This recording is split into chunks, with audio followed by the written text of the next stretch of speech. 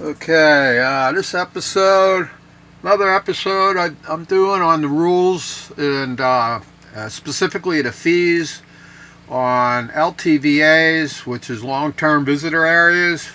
These are run by the BLM, which is the Bureau of Land Management. Now there's 7 of them. There's 6 in California, and then there's the one in Arizona, which is called La Posa. Now, there's actually, a lot of people are confused about the fees. So that's why I'm going to go into the specifics about the fee structure. A lot of misinformation. Even campground hosts are giving out wrong information.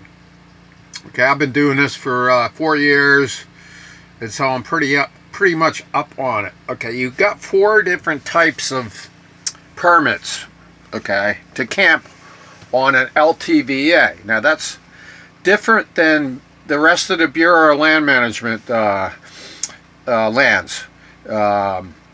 Those are no fee areas. It's just 2 weeks on, 2 weeks off. You gotta leave. You gotta go 25 miles.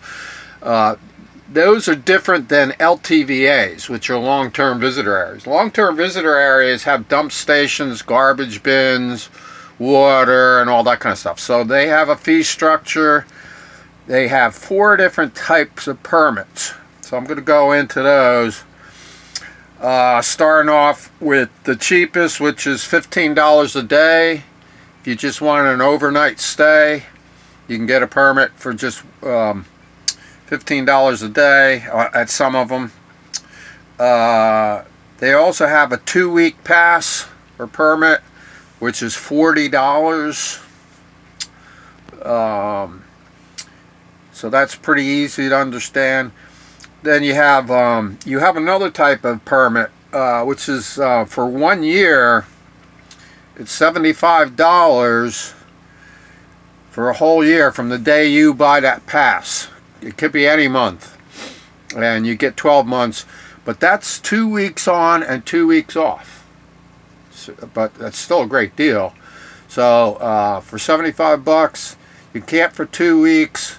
Then you have to go 25 miles away, leave for 2 weeks, and then you can come back again for another 2 weeks. That's $75. People are just really confused about all this stuff. And then you have the long-term pass, which is a 7-month pass, where you can stay in one campsite for 7 months for $180, which is really nice because, it's no fun having to pack up camp every 2 weeks. So I get that, and that's good. The 7-month period is September 15th to April 15th. Okay, so I went through that pretty quick. It's not as confusing as you think, but everyone seems to be confused. It's just like I hear all kinds of things. Even the campground hosts are, telling people the wrong things. Now, Imperial Dam and La Posa, they have the dump stations, they have the garbage bins, and they have fresh water.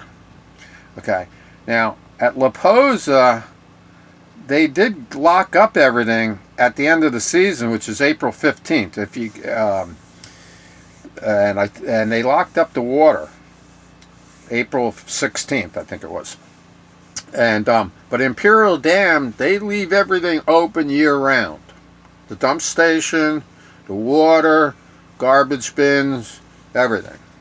So the $75 permit for a whole year,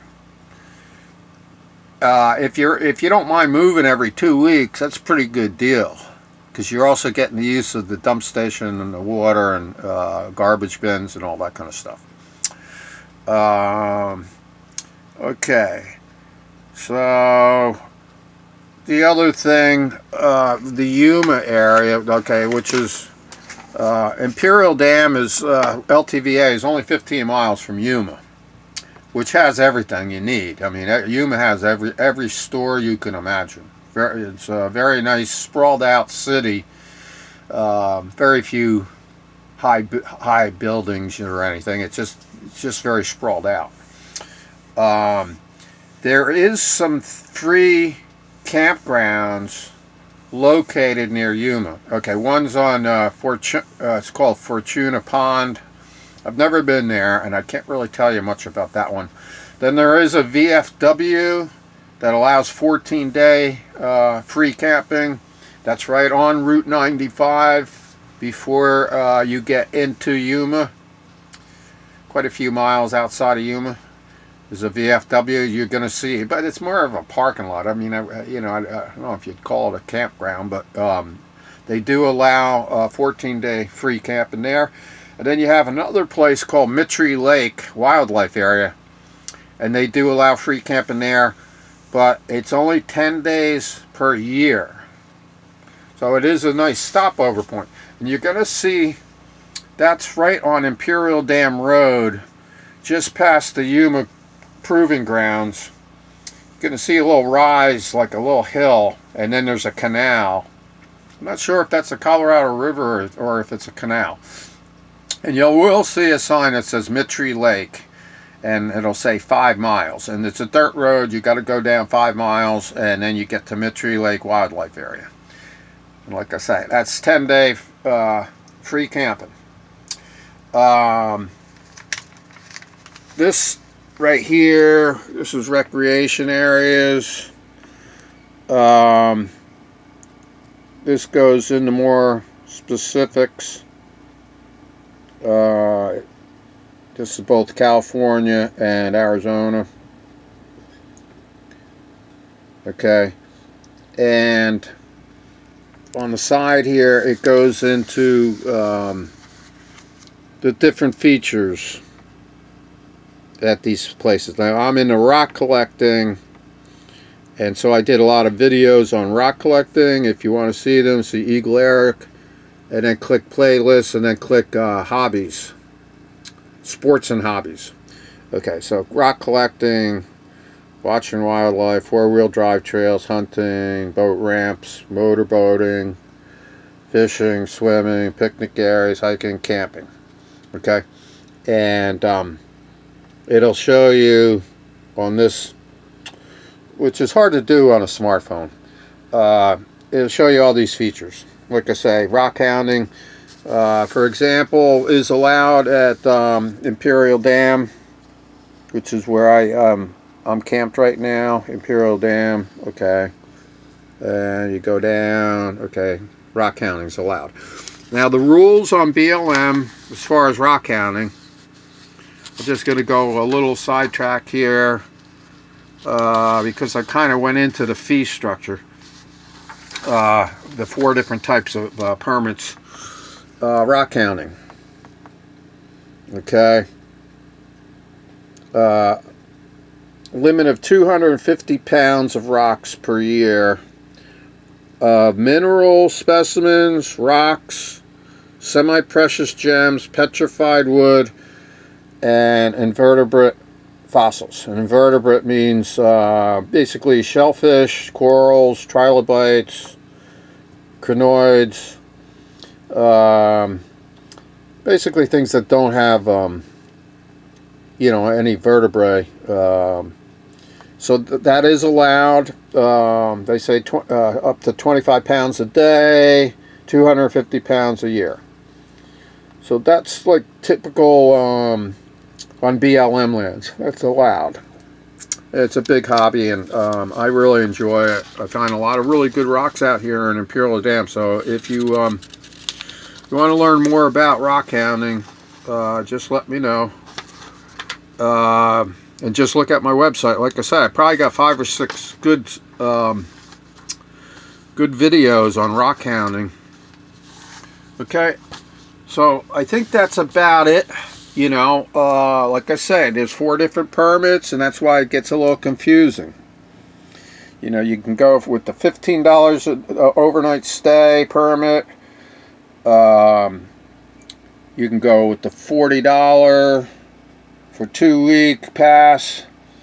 You can go with the $75. That's 1 year, but You can only stay 2 weeks, and then you have to leave for 2 weeks before you can come back again.